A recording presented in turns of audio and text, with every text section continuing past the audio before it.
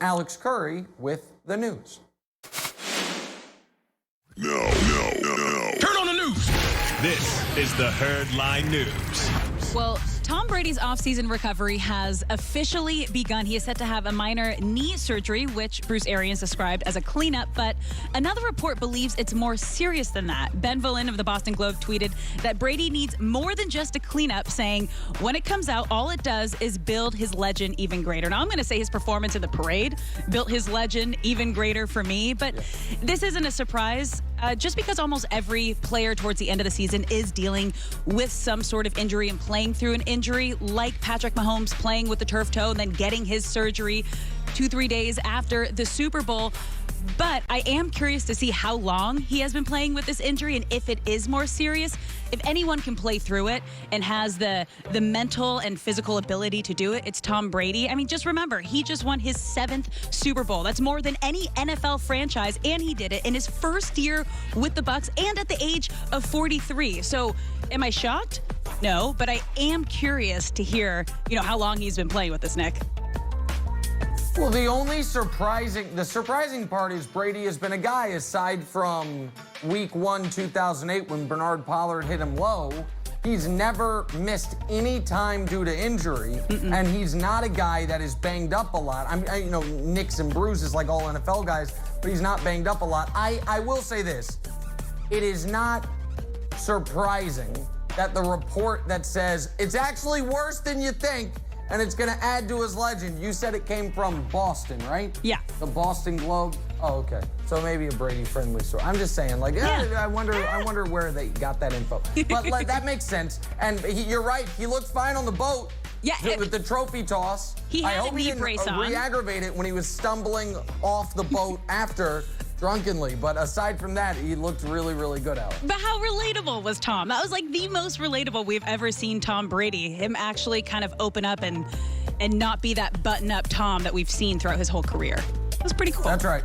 No. It was a great look for him at the parade. Aside from the fact he can't handle his liquor. Aside from that. What else we got? Who doesn't drink? All right, well, Baker Mayfield took a big step up in his 3rd NFL season, leading the Browns to their first playoff victory in 26 years. He is eligible for a contract extension, and he reportedly could get a huge payday. One NFL writer predicts that Cleveland will make Baker one of the highest paid players in the league this offseason. Now, I will say Baker did an incredible job this year, and you have to consider the fact that in 3 years, he has had 4 different head coaches, and especially this year, getting the Browns to their first playoff appearance in 18 years and beating the Steelers back-to-back to get their first playoff victory in 26 years. And they did that without their head coach and not being able to practice the whole week leading up due to COVID. So Baker is always, I think, trying to prove the haters wrong, and I've been a Baker fan from the start. I've wanted to see him succeed, and he kind of finally got that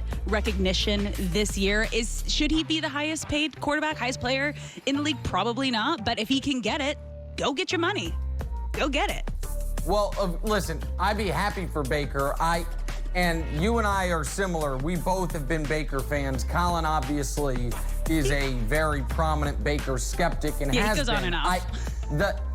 Here is the thing, and we're going to talk more about this later.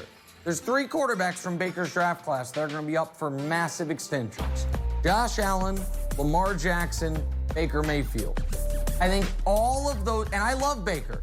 I think all those teams should try to learn the lesson from the Rams and the Eagles when they paid Goff and Wentz before they had to and instantly regretted it.